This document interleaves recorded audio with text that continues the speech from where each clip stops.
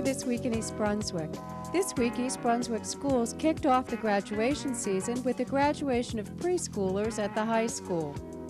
The long-awaited Adopt a Highway cleanup day took place Saturday along Route 18.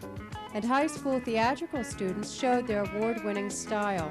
All of this and much more is coming up, including important information on how the summer heat can affect your pet, and information about lawn care from Parks Foreman Greg Hurley. But first, here's a look at the Channel 8 programs that will run the week of June 15th. Rubber bands and weights add resistance to your workout with Lenore Kulik on Look Great, Feel Great. That's Monday morning at 10. At 10:30, preschoolers hear bedtime stories read by children's librarian Carol Phillips on Stories from the Library. It's the season again for ticks, and that means taking precautions against Lyme disease. A special Channel 8 program teaches the best ways to protect yourself on Tuesday at 7 p.m. You and Your Money follows at 7:30 with an update on New Jersey banking. Try something you might never have thought of before, gymnastics or cycling. Judith Lebline experiments on Exercise the Right Choice at 8. Wednesday evening, see what happened in the East Brunswick Public Schools this year with a review on Spotlight on Education at 7:30. At 8 o'clock, join host Laura Ivan as she talks to students at the East Brunswick VOTAC about peer leadership training. That's on 18, Growing Up in East Brunswick. Thursday, watch This Week in East Brunswick again at 7 and 8. And at 7:30, learn about a virtually painless visit to the dentist on Let's Talk Health. Host Steve Sackman talks to experts about laser dentistry. Saturday's schedule includes a rundown of all the week's programming. Be sure to tune in if you've missed a show, and check the Channel 8 Community Bulletin Board for show times. Good morning. My name is Joan Farrell. I'm the Zoning and Code Enforcement Officer for East Brunswick Township. This morning I'm here representing EB18 and the community. Today is the beginning of our Adopt a Highway program. It's officially titled New Jersey Great American Trash Off. We have 18 groups out on Highway 18, civic, religious, political groups, all volunteering their time and efforts. We will be meeting these groups as we travel Route 18, and I also will be introducing you to members of my EB18 committee. Good morning, Ira, and we're really happy to have you with us today, and we're really happy for your support in this effort. How do you think it's going to go, being that it's our first time? I think it's going to go great. You know, a lot of residents express support for this. A lot of businesses in the East Brunswick area are also supporting it. And we're happy. If you look behind us, there are a lot of people already working. I'm going to be out there picking up garbage with all the other residents and all the other groups. And we're really looking forward to it today. And it's going to be a very, very positive thing for East Brunswick. We need Route 18 cleaned, and this is the best way to do it by coming out and having an Adopt a Highway program. And we expect very, very good things, not only now, but in the future. Okay, we need to catch up with the groups. I need to equip you with an orange vest and an orange bag. I'm looking forward to it, ready to do it. Thank you. At this time, I'd like to introduce one of the members of the EB18 committee, Jack Seneca. He's also the owner of Autoplex, a business located with frontage right on Highway 18. Good morning, Jack. Good morning. I'm happy to be a part of the EB18 committee and with this Adopt a Highway program, and I hope that cleanliness becomes synonymous with doing business in East Brunswick. And we're with the Core States group, and I just want to introduce her. How come we got involved in this? Well, community development is a big part of our job here at Core States, and the reason we're participating is because we want to give a little bit back to the community that we serve. On behalf of the Township of East Brunswick, I really want to thank you because we really need the businesses in town, businesses like Core State, to come out. Hi, I'm Charlie Donzeller. I'm involved with the East Brunswick Chamber and also with the EB18 committee, and today the Adopt a Highway brings us down to Berman Marketplace. Marv Goodman, who's the owner of Marketplace, will tell us how he cooperated with the Adopt a Highway plan for EB18. Marv? I learned about this program through the township and the East Brunswick Chamber of Commerce, and also being very active in the Chamber of Commerce, and the Chamber of Commerce, as well as W. Berman, is very concerned about the community. And we think it's a great program. I think it's long overdue for Route 18 to be cleaned up, and we're quite enthusiastic about the program. We want to thank again the township, the chamber, and the state for getting us involved in it. Thank you, Bob. Let's not forget that this is not just one-day program. You help keep the township clean by don't litter as you go along Route 18. Please cooperate. We thank you all. Ira, we're down here at Narracon Place and Highway 18, and we have a large group out here today. This is the East Brunswick Republican Club. Everybody having a good time? Very rowdy, but they've got 3 bags of trash and a tire so far. I'm just happy they're coming out. They're a very, very big group, and we see them cleaning up the beginning of our town, which is the northern part of our town, and we're very, very happy with what they're doing, and I thank them for coming out. Thank you, East Brunswick Republican Club. From the council standpoint, could you give me an idea of whether or not you think this is a good program? Oh, John, it's an excellent program, and really the credit goes to you for pushing for it so hardly and diligently over the last year. It's good to see the civic organizations participating and having a sense of volunteerism for the community. And you really could see the efforts of the Republican Club here today with the work that was done. And we'd like to see that being done and clean up our town and make it a better place to live. Without your cooperation, this couldn't happen. I think we're all doing a great job out here. All the clubs in town are doing a great job. And I think as members of clubs do work out here, when they see that things are getting done, and that the highway's getting cleaned up, they'll also be less likely to litter as members of the different clubs. That's hopefully the message we're going to get across. Good morning. I'm Walter Pereira from the EB18 Committee for East Brunswick Clean Up the Highway, Adopt the Highway program. I'm standing here at the corner of Route 18 and Edgeboro Road with the East Brunswick Democrats. I have our mayor here who would like to say a few words. This is Mayor Oskowski. I just want to thank the East Brunswick Democrats for coming out. We really appreciate the hard work that they're doing today, and as you can see, they have a very, very big group. So I want to thank you. You all having a great time? Okay. It's great to have you here, and I appreciate it. Thank you. Yes, I just wanted to say it's a very, very good project. Let me tell you one thing. My 4-year-old daughter's out here today, and as we were walking along, she goes, "Daddy, I can't believe how much garbage there is." And this is something, obviously, that we have to be concerned about the future, the environment. I mean, it's certainly a big concern of everybody in town, and I just hope we can keep up the good work. Only that there's a very busy road here in East Brunswick, the jug handle, and as much as we've picked up in the last hour or two, unfortunately, it's only a drop in the bucket. So I would hope that the residents of East Brunswick who uses the local, state, and county roads, if you see somebody littering, please tell them not to. Unfortunately, this good work will only be here for maybe a day or two, and then we'll be back from square one. So again, we're glad to be here, and let's keep the roads clean and safe. Hi, we're at the Arthur Street Jug Handle with Linda Chance from the East Brunswick Baptist Church, and they're coming out today to help clean up. Why did you get involved today, Linda? The pastor of my church was contacted by the township, and he asked me, because I'm the youth director of our church, if I thought this would be a good youth project, and I said, yeah, I thought it would be. So that's why we're here. We're really happy to have you out here today. You've obviously done a fantastic job if you look at the garbage behind you and picking it all up, and we thank you, and we thank the others. Would you want to introduce them? Okay, actually this is part of my family. This is Grace Chance and Michael Chance. Okay. Very nice to have you here, and again, keep up the good work, and we really appreciate it in East Brunswick. Thank you. I'd like to thank everybody for participating in our first cleanup, the Great American Trash Out. Hopefully our future cleanups will be maybe a little bit better organized, and I hope that everybody appreciates the work that is being done here today. The Middlesex County Horse Show will be opening this year on Wednesday, June 17th. For the first year, the show has been moved from Johnson Park in Piscataway to East Freehold Showgrounds in Freehold. The show, one of the largest in New Jersey, is open from 8 a.m. to 6 p.m. Wednesday, June 17th through Sunday, June 21st. The show offers children and adult riders performing in hunter, jumper, and showing capacity. Volunteers from the East Brunswick chapter of Deborah Hospital sponsor and man all the concessions.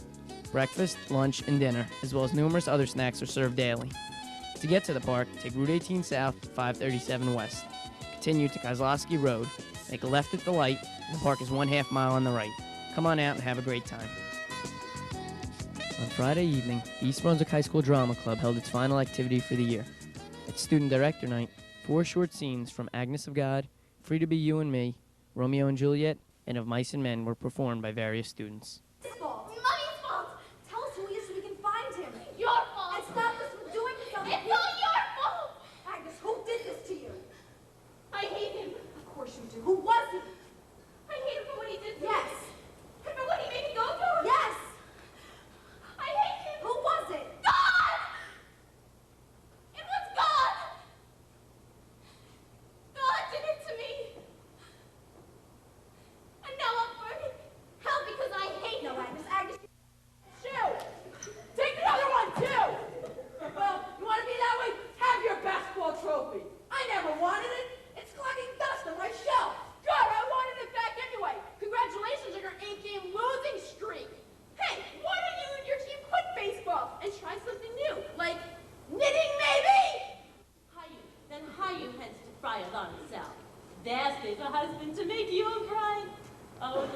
and blood is in their cheeks, the scarlet straight from any top.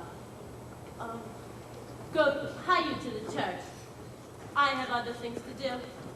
I mean, they ain't got nothing to look forward to, honey. That's it. Now talk about us, George. You see, with us, it ain't like that. See, we have somebody to give a damn about us. I mean, we don't have to sit in no bar and blowing our stick just because we have no place to go. If them guys get in trouble, by being put in jail, they can run for all anybody gives a damn. Yeah, but... Also at Student Director Night, Weird Exotic Interludes from the Land Down Under, a play written and directed by Heather Broutman, was performed. Students involved in the production won numerous awards at the Starlight Theater in Beach Haven a few weeks ago. Meredith Bergman was named Best Actress, Patty Murtha won the award for Best Supporting Actress, Aaron Udis was named for Best Supporting Actor, Adam Neary won for Best Cameo, and Heather Broutman won the award for Best Original Concept. Mommy's hungry. Jenny, dear, did you eat the last of the cracker oat bread? No. Come on, dear. Did you eat the last of the cracker oat bread? No, but you look very nice, Mommy. No, thank you. But I'm going to ask you just one more time. Did you eat the last of the cracker oat bread? Yes. The devil made me do it. What? Come on, that's ridiculous. Yeah, anyone can see the kid ate it. Ooh, he's cute. Really cute. I wonder how it would feel. Lena. What? What was that? This? Come on, stop it. We're in public. I'm sorry. I don't know what got into me. It must have been the devil. You are wearing a blue dress, you know. Yeah, let's hope for anybody says anything. Hello, my name is Greg Hurley from the Department of Recreation, Parks, and Community Services. And the date today is June 10th. You may think that this is a fall scene, but no, this is a late spring, early summer scene. And what we have are hundreds of trees being affected by fungus. And in particular, we're speaking of the white ash tree. And we're on Flagler Street right now, and this whole area is affected. What has happened is because of the cool, damp spring we had, a heavy fungus set in on the leaves. And what we have is a problem with anthracnose and bladder gall on the leaves. And what we're getting here is a defoliation. The leaves are dropping. And of course, it's shocking many people in the community, and we've gotten many phone calls on it. But I want to let you know, don't be alarmed. We're going to try to tell you how to take care of the situation. When all the leaves fall, and they will, rake the leaves up and dispose of them properly. I would say bag them, this small amount of leaves, and dispose of them. Then the tree will push out a second growth of leaves by the mid-July, late July. Now what we have to do is we have to water these trees during the hot summer months of July and August and into September. Once a week with an open hose, not a sprinkler system, sprinkler systems for the lawn, open hose around the base of the tree for 15 to 20 minutes once a week. Each tree, 15 to 20 minutes once a week. And this will keep the tree in good vigor.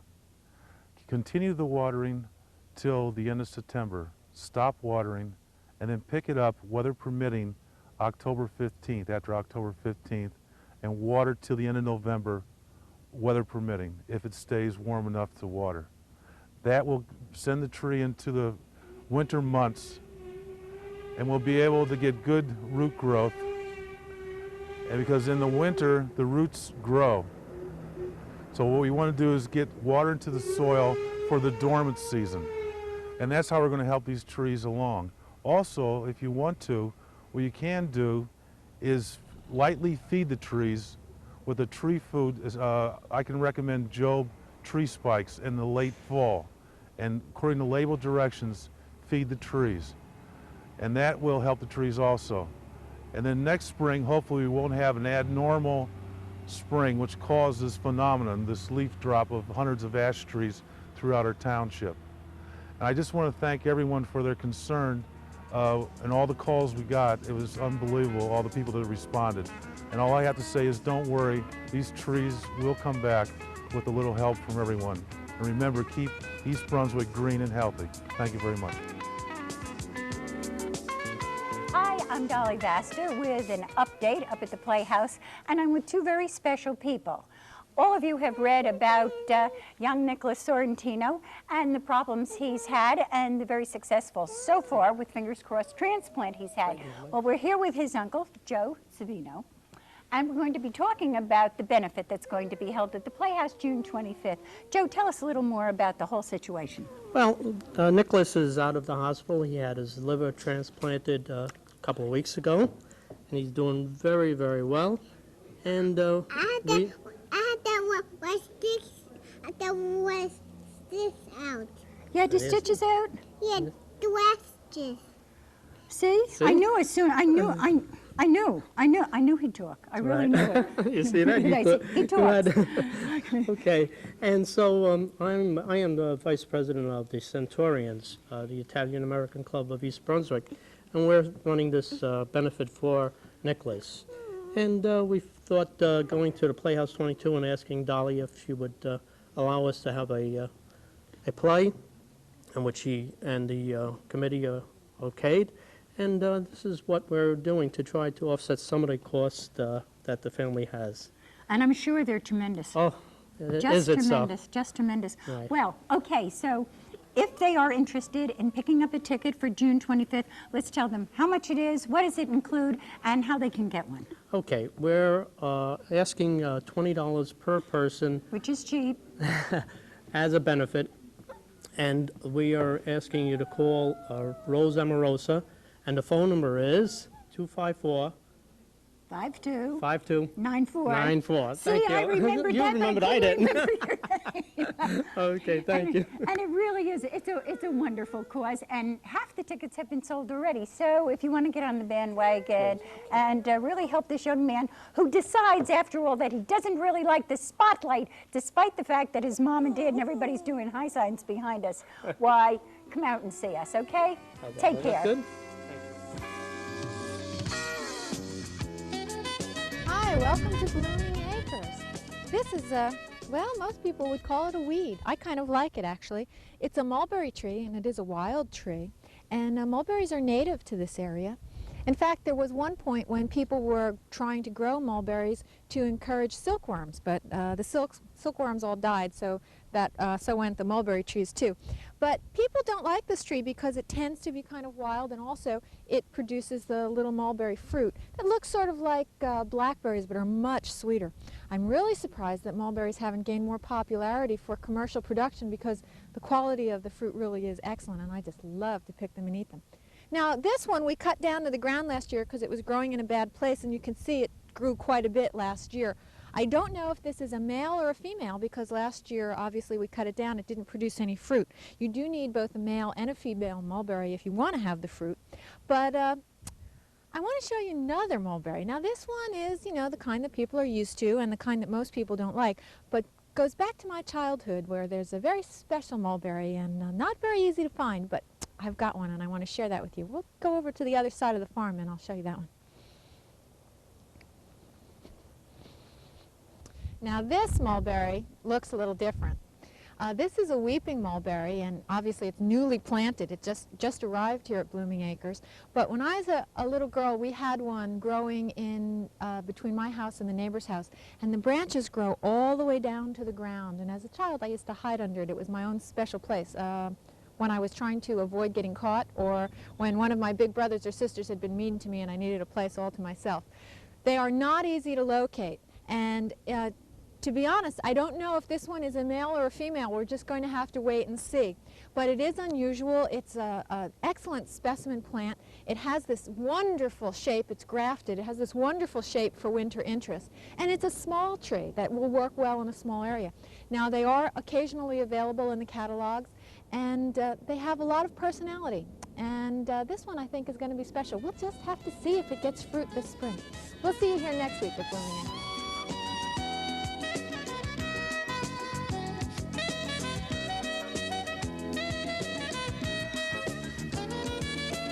Hi, and welcome back once again to Your Pet Doctor. I'm Dolly Vasta, and my co-host is... I'm Dr. Brian Johnson from the Cranberry Veterinary Hospital in East Brunswick. And we're going to be talking today about the dangers of summer, and we mean dangers underlined exclamation point. Some real problems. We're going to address a few of these and see if we can save a few lives. All right. We're going to be talking about heat now and cars and taking your pets out in the car? Okay. Follow up on that. Well, the automobile is probably our greatest danger. The temperature in a car in just a very few minutes can get up well over 140 degrees. Now, when you and I get warm, we will perspire. The cooling effect cools the body down. Dogs don't sweat. Yes, their paws, right in between the pads they do, but in general their body does not. And they can only take this heat for a very short period of time. Once the temperature goes up to about 107 or 108, they lose the ability to control their temperature, and it will take between 5 and 15 minutes before they will be dead. So in other words then, do not leave your dog in a car, in a parked car, even if you leave the windows down. Has nothing to do with it, If you right? crack the windows a little bit, it won't do the slightest bit of good. Even if you open them fully, the temperature will go over 105, 110. The best thing is don't leave your dog in the car to go shopping, even for a few minutes. It's just a losing proposition. What about the beach? Well, that's another thing you'll see very often. Don't forget that the dog, again, can cool himself by panting only. That's how he evaporates his water. If he's in the sun, they cannot take it. Probably the most delicate dogs is the little poodles. I have 2 of them. I don't even take them out during the heat of the day in the summertime. The last place you want to take your dog is to the beach, even if you have shade, even if you have water. Just the reflected heat, the fact that he's out there in the sun or in that heat all the time, you're asking for trouble. If he does run into a problem and get heat stroke, which we'll address in a minute, there's no way you're going to get him cool fast enough to get him through. He's not going to enjoy it. Do him a favor, leave him home. All right. Now what about cement? Cement and blacktop, they heat up very, very quickly. They absorb the heat. We don't realize it because we're wearing shoes. But a lot of people will go to a beach or any type of amusement area and they, for a few minutes, tie the dogs on the bumper so they don't run away. Put your hand on that blacktop sometime and try to keep it there for 15 seconds. You won't be able to. It'll burn the surface of their pads off. So again, if you're going to go for a day's vacation or have a good time, do so. But do your dog a real favor. Leave him home in the house where it's cool. All right, what about new plants? That we see very frequently. In the last 3 days, we've had just 2 cases already. The dogs will eat. All these things are nice. They taste good. People say, well, why do the dogs eat it if it's not good for them? And I guess for the same reason that I used to eat green apples when I was a kid. I always got diarrhea. I always went back for more because I like little green apples. Many of the plants are either poisonous, such as the mushrooms, or they're irritating where if the dogs eat it, they'll start to salivate for up to 4 to 6 hours. Heavy salivation, it irritates their mouth. Much of it is poisonous. All right. Real fast, because our time is running out, Brian. What should you do if you think your dog has sunstroke? If he's got heat stroke, immediately cool him down. Don't run for your veterinarian. Get a hose, put him in a tub of cold water, and then go for help. But cool the body temperature down as quickly as possible. All right, to all of you, we'll see you all next week. And by the way, have your pencil and paper ready because you're getting a quiz and I'm getting a quiz. Take care of your pet. Mayor Ira Skowski and Councilman Anthony Riccobono awarded proclamations at Wednesday evening's Township Council meeting to local Boy Scouts for their philanthropic accomplishments throughout the community. A proclamation was also awarded to Judith Lebline and the staff of the East Brunswick Recreation Department in recognition of their efforts in organizing the 1992 Memorial Day Parade. Councilman Hudak expressed unhappiness with the Middlesex County Health Department's handling of many health issues, particularly that of Edgeboro landfill. When it comes to health of people, that should be a top priority. And at the present time, I don't think it's the top priority. Mayor Skowski replied that the township did contract for an independent evaluation of the county's services in 1990. The report indicated that the county's performance in regard to Edgeboro landfill had been superior.